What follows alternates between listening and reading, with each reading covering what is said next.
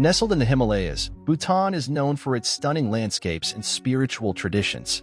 But beneath this serene exterior lies a culture that many outsiders find shocking and provocative. The country's unique practice of mystery worship and its surprisingly open approach to sexual freedom. Welcome to Bhutan, where happiness is more than just a state of mind. It's a national policy. Yes, you read that right. In a world that often seems obsessed with wealth, Bhutan stands out as a beacon of contentment, where gross national happiness, GNH, is valued above gross domestic product, GDP. It's a place where the rhythm of life is dictated by nature, where the air is pure, and the people are some of the friendliest you'll ever meet. Have you ever wondered what it's like to live in a place where technology takes a back seat? Where free time is spent meditating or picking walnuts? And where the concept of time seems almost irrelevant? Or how about living in a country where women can have multiple husbands and the law fiercely protects their rights? In this article, we'll explore 10 incredible facts about Bhutan that will not only spark your curiosity, but might just make you want to pack your bags and explore this mysterious kingdom yourself.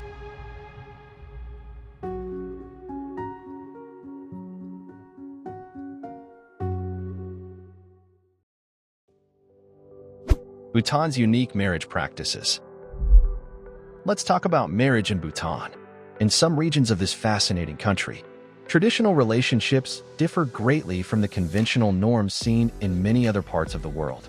In a matriarchal society, women have the freedom to engage in relationships with multiple men, often with the brothers of their primary husband. Yes, you heard that right. In Bhutan, the concept of adultery as it's understood elsewhere doesn't quite apply. Historically, Bhutanese culture didn't emphasize formal marriage ceremonies. Couples who loved each other simply lived together and raised children without necessarily registering their union. It's a far cry from the elaborate weddings we're used to in the West. Instead, marriage in Bhutan is more about mutual respect and shared responsibilities. And in many cases, the husbands in these unions are actually brothers. Traditionally, when a woman married the eldest son, his brothers were also considered her husbands. It's a practice that might raise a few eyebrows in other parts of the world, but in Bhutan, it's seen as a way to strengthen family ties. And speaking of women's rights, the law in Bhutan strongly protects them. For instance, if a husband were to interact with his wife in a way that could be considered physically abusive, even something as minor as a light slap, the wife could take legal action. That might result in immediate imprisonment for the husband. That's right, Bhutan takes women's rights seriously. Divorce in Bhutan is also relatively straightforward. A simple written agreement signed by both parties and a witness can dissolve a marriage, including arrangements for child custody and financial support. It's a practical approach to relationships that might seem unusual to those of us used to more complex legal systems.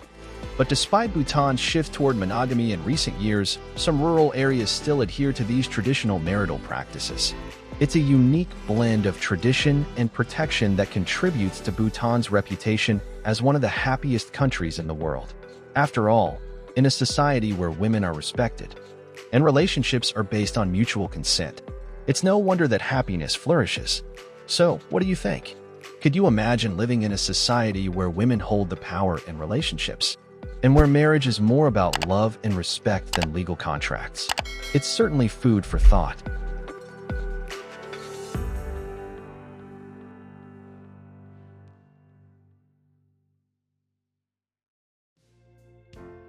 The happiest country on earth.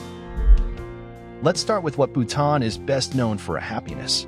Bhutan has earned a global reputation as the happiest country in the world, a title that isn't built on economic wealth, but on a unique measure called gross national happiness, GNH.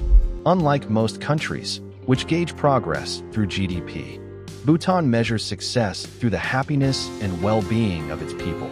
The king himself has famously declared that gross national happiness is more important than gross domestic product. But what does this happiness look like in everyday life? Well, according to a recent survey, over 93% of Bhutan's population considers themselves happy. That's right, 93%. Now, you might think that a country with such a high happiness rate would rank near the top of the World Happiness Report. But Bhutan actually ranks 95th out of 137 countries. Surprised? The lower ranking is primarily due to the country's modest economic status, not its lack of contentment. It's a reminder that happiness isn't just about money.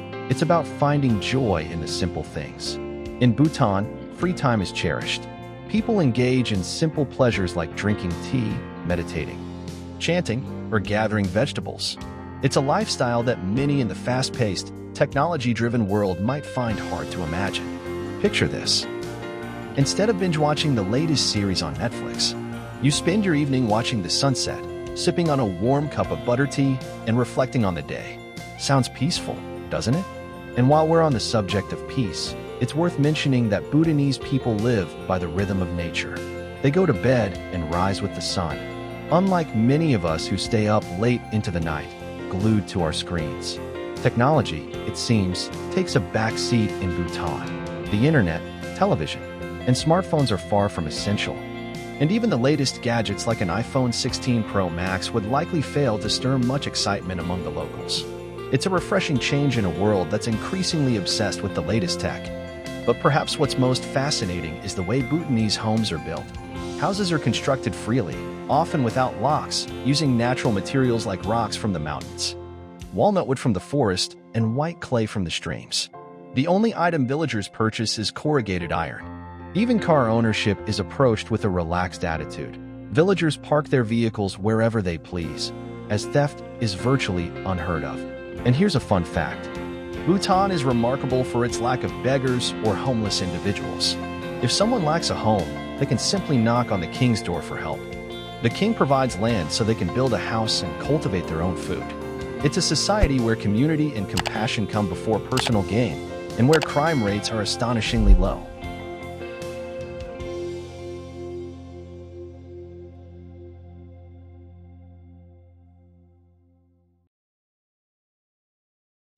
Strict prohibitions in Bhutan.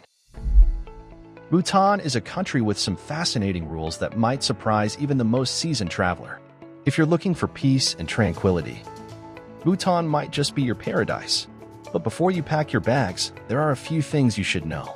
First off, it's forbidden to raise animals like chickens, cows, or sheep for meat in Bhutan. If you want meat, it must be imported from neighboring India. This might sound strange, but it's actually a reflection of Bhutan's deep commitment to Buddhism, which is practiced by 80% of the population. Many Buddhists in Bhutan take their beliefs seriously, with daily chants and a strict no-kill policy that extends even to insects. Yes, even bugs that crawl into your hotel room are safe. Hunting and fishing are also off-limits, with very few exceptions. Bhutan's commitment to protecting all forms of life is truly extraordinary. And it doesn't stop there. Bhutan also says a firm no to chemical fertilizers. So if you're after clean, pesticide-free vegetables, this is the place to be. In 2016, the Bhutanese government even banned the import of vegetables from India, after finding high levels of chemical residues in items like chili beans and cauliflower. The ban on poultry products, including eggs, has been in place since 2012, further solidifying Bhutan's commitment to organic living. But perhaps one of the most surprising bans in Bhutan is on television and the internet, which were only introduced in 1999. That's right, Bhutan was the last country in the world to introduce television. When the first TV sets arrived in June of that year, the people of Thimphu, Bhutan's capital, were mesmerized. Many spent hours glued to the screen, captivated by Indian movies. But with the arrival of television came new challenges. Children started playing outside less. And there were even incidents like a student breaking his arm in a schoolyard fight, mimicking boxing moves seen on TV. To protect public health, Bhutan became the first country in the world to completely ban on sale and smoking, with nearly half ending up in jail. The first person caught was a monk named Nam Singh, who was found carrying 180 grams of chewing tobacco, sparking outrage across the country. Under pressure from public opinion, the law was slightly amended. Now, a person can purchase up to 300 cigarettes, 50 cigars, or 250 grams of tobacco products from abroad, but only with proper documentation. However, because cigarettes cannot be purchased within Bhutan, they are sold on the black market for as much as $1 per cigarette. It's no wonder that Bhutan reportedly only has one smoker in the entire country, a fact that many Bhutanese wholeheartedly support. And let's not forget Bhutan's commitment to preserving its forests. The government has made it a priority to maintain at least 60% of its land as forest. Cutting down a tree without special permission can land you in serious trouble. You'll be fined heavily and might even face jail time. To atone for cutting down one tree, you're required to plant 2 saplings in its place. Bhutan's dedication to its environment has earned it the title of the only country in the world with negative carbon emissions. But perhaps one of the most charming facts about Bhutan is that it doesn't have any traffic lights. They were removed because the government found them too impersonal. Instead, intersections are regulated by traffic officers who direct vehicles with calm gestures. And instead of harsh warning signs, you'll find philosophical reminders like drive slowly, breathe deeply, love life, encouraging drivers to move at a safe pace while reflecting on life's beauty.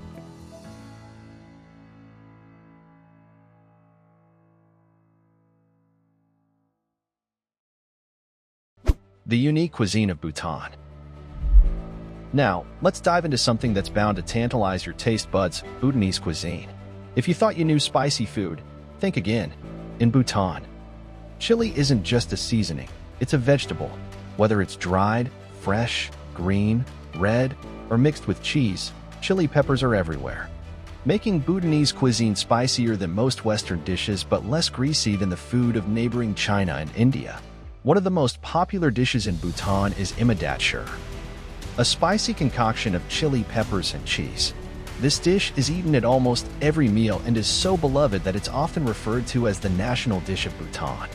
But beware, this isn't for the faint of heart. The chili is used whole, delivering a fiery punch that will leave your taste buds tingling. Are you up for the challenge? Another popular dish is sak pie, which combines dried beef, white chili peppers, and radish. What makes this dish unique is that the chili is used whole, not sliced, delivering an intense heat that's not for the faint-hearted. And if you're a fan of salted pork, you might enjoy kampa. But be prepared, this dish also packs in plenty of dried chili peppers. But Bhutanese cuisine isn't just about the heat. Rice is a staple in Bhutan, but it's not the fluffy white rice you might be used to. Instead, Bhutanese rice is red and has a distinct texture that can be challenging to the unaccustomed palate. Given that rice farming in Bhutan occurs at an average altitude of over 10,000 feet, it's no wonder the grains are a bit tougher. But this unique rice is packed with nutrients and has a rich, earthy flavor that perfectly complements the spicy dishes. And let's not forget the tea. In Bhutan, tea is often served with a pinch of salt, pepper, and even a small spoonful of butter. It's a far cry from the sweet, milky tea we're used to. But it's a must-try if you want to experience authentic Bhutanese hospitality. But the surprises don't stop with food.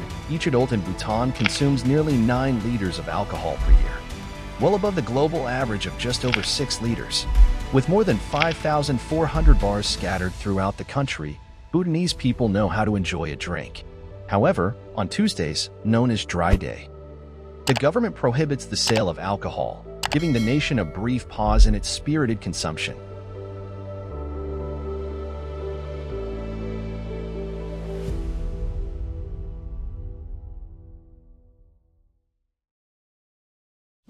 Bhutanese traditional costumes. In Bhutan, traditional clothing isn't just reserved for ceremonies, it's a part of everyday life. Imagine walking down the street and seeing everyone dressed in traditional attire. That's what you'll find in Bhutan, where men wear the go and women don the kira. Both outfits feature a large pocket in the front, which isn't just for seasonal items. If you visit Bhutan, you'll notice that all male tour guides wear the go, and when they enter fortresses, they must also don a white scarf. This isn't just a fashion statement, it's a requirement. Bhutanese people wear their traditional clothes to work, to temples, in offices, and during formal events. For government employees, this attire is even more strictly enforced. In Bhutan, traditional clothing is so ingrained in the culture that even school children wear it daily. And here's something you might find surprising. Bhutan is one of the few places where you'll still see men wearing what might look like skirts, but are actually gos. Social status in Bhutan is also reflected in what you wear, particularly the color of the scarf draped over the left shoulder. For instance, a white scarf signifies a commoner, while a yellow scarf is reserved for nobles and monks. This unique blend of tradition, practicality, and cultural pride makes Bhutan's way of life truly fascinating and unlike anywhere else in the world. But what's most impressive is the sense of unity that this shared attire brings to the people of Bhutan. There's something comforting about seeing everyone dressed in the same style, regardless of their background or status. It's a reminder that in Bhutan, the emphasis is on community and shared values, rather than individualism.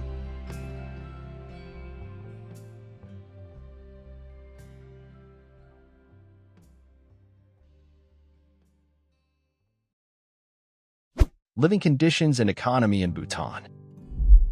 When it comes to living conditions and the economy, Bhutan is a country of contrasts.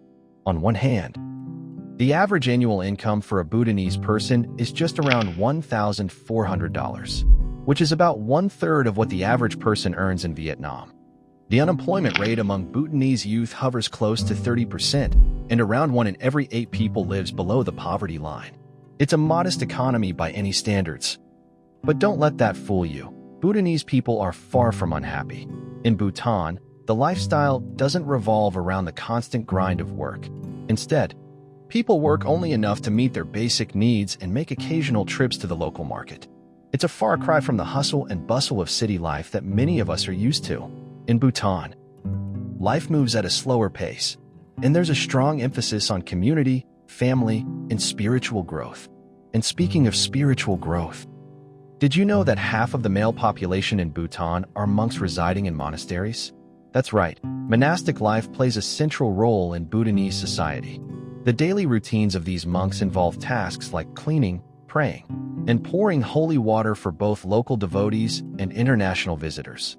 It's a way of life that might seem foreign to many of us, but in Bhutan, it's just part of the norm. But don't expect to find global giants like McDonald's or Starbucks in Bhutan. The country has managed to resist the allure of fast food and global brands, choosing instead to focus on local businesses and traditional practices. In fact, Bhutan's banking system doesn't even offer online banking services. Customers must visit the bank in person for any transactions, a practice that might seem outdated, but in Bhutan, it's just another way to keep things simple. And when it comes to international relations, Bhutan maintains only 3 embassies in its capital, Thimphu, relying heavily on India for diplomatic relations. The Bhutanese currency, the ngultram, is tied to the Indian rupee, emphasizing the close economic ties between the two nations. But perhaps what's most intriguing about Bhutan's economy is its focus on sustainability. The government has made it a priority to protect the environment and preserve the country's natural resources. It's a philosophy that's deeply ingrained in Bhutanese culture, and one that has earned the country the title of the only nation in the world with negative carbon emissions.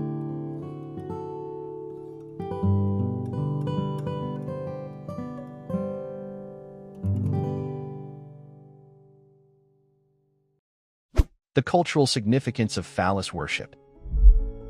Now, here's something you probably didn't expect: phallus worship in Bhutan. The origins of this practice date back to the 15th century and the teachings of a monk named Drukpa Kunli, who is famously known as the Divine Madman.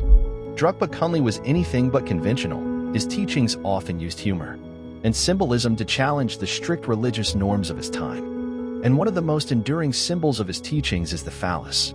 Over time, the phallus has become deeply rooted in Bhutanese culture, so much so that you'll find phallic symbols everywhere, painted on homes, carved into wooden sculptures, and even incorporated into religious ceremonies. It's a striking contrast to Bhutan's reputation as a modest and deeply spiritual society. But it's a reminder that this is a country where tradition and spirituality coexist in fascinating ways. But these phalluses aren't just crude or simple drawings. They are often intricately decorated and can be found alongside images of dragons and other mythical beings.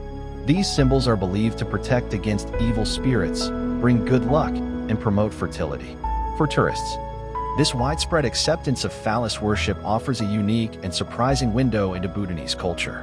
One of the most popular tourist attractions is the Chimi Lakhang Temple, also known as the Fertility Temple. Here, phalluses made from stone, bamboo, and ivory are used in rituals to bless couples struggling to conceive. The temple draws thousands of visitors each year, all eager to learn about the cultural and spiritual significance behind this unusual practice.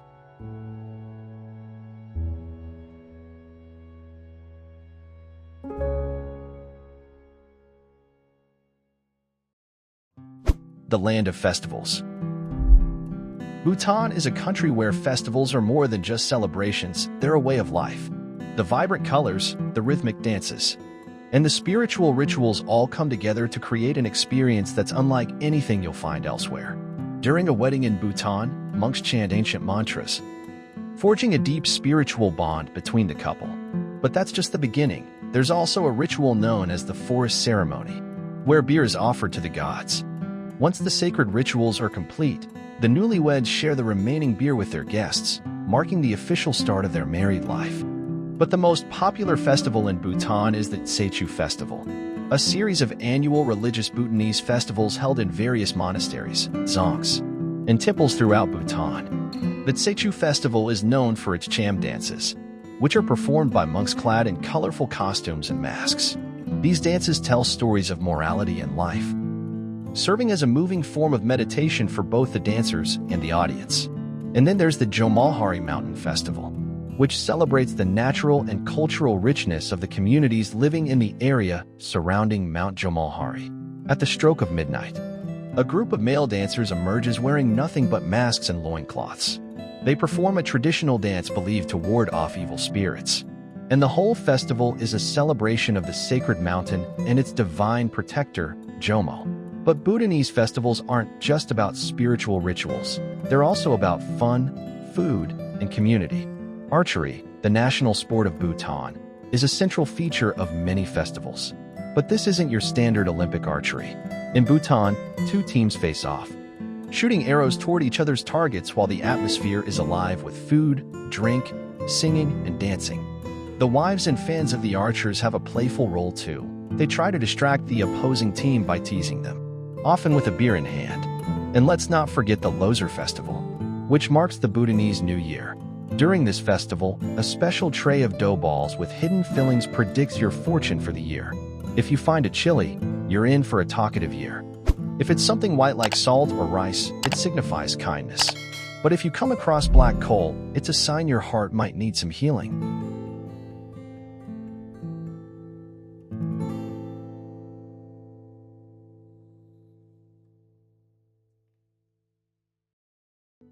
The Blacknecked Crane Festival. One of the most remarkable events in Bhutan that has captivated global attention is the Blacknecked Crane Festival, held annually on November 11th in the serene Phobjika Valley. This festival is not just a cultural event, but also a powerful statement about Bhutan's commitment to environmental conservation. The Blacknecked Crane Festival coincides with the arrival of the endangered black-necked cranes, which migrate from the vast Tibetan Plateau to spend the winter months in Bhutan. These majestic birds are not just seen as vital to the ecosystem, they are also revered as spiritual entities. Local traditions suggest that these birds embody the spirits of ancestors returning to bless the land, adding a layer of profound spiritual significance to the event. The festival is marked by a series of traditional performances, most notably the crane dance, where dancers beautifully mimic the elegant movements of the cranes. The celebration also features masked dances and songs that convey Buddhist teachings and local stories connected to cranes. These performances go beyond mere entertainment. They serve a crucial role in educating people about the urgent need to protect the natural habitats of these endangered birds, which face growing threats from human activity. In Bhutan, the Blacknecked Crane Festival is more than just a spectacle.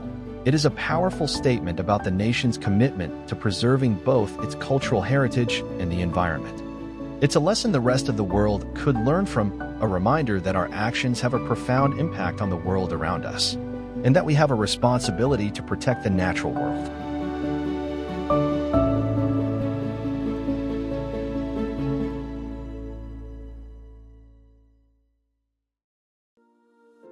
Monastic retreats of 3 years, 3 months, and 3 days.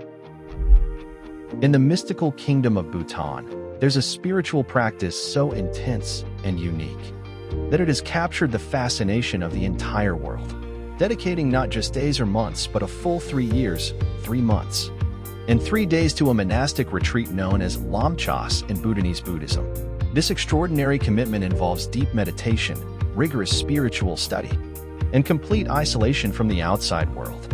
This tradition is rooted in the Drukpa Kagyu and Nyingma schools of Buddhism and is a profound demonstration of the pursuit of enlightenment. The number 3 holds deep spiritual significance in Buddhism, symbolizing various sacred principles. For more than 1,170 days, participants engage in an inner journey that requires an almost unimaginable level of dedication and discipline. Only a few hundred monks and nuns in Bhutan embark on these retreats at any given time, highlighting just how rare and demanding this path is. For many, especially in the West, this practice is a source of both admiration and amazement. It starkly contrasts with modern life, where productivity and social interaction often take center stage. These retreats offer a rare and profound insight into a way of life that values inner growth far above worldly achievements, challenging our conventional understanding of time and purpose.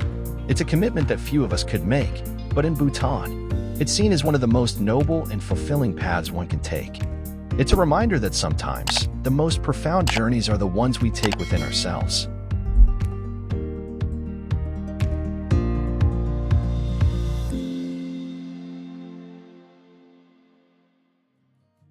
As we've explored in this article, Bhutan is a country like no other. A place where happiness is a national priority, where tradition and spirituality are deeply ingrained in everyday life, and where the natural world is revered and protected. From its unique marriage practices to its vibrant festivals and strict environmental laws, Bhutan offers a fascinating glimpse into a way of life that challenges our conventional understanding of success, wealth, and happiness. But perhaps what's most inspiring about Bhutan is its commitment to sustainability, community, and inner growth, in a world that often feels dominated by technology and consumerism. In the relentless pursuit of economic growth, Bhutan stands as a beacon of hope, a reminder that there are other ways to live, ways that prioritize well-being, connection, and the environment. So, are you ready to explore Bhutan for yourself?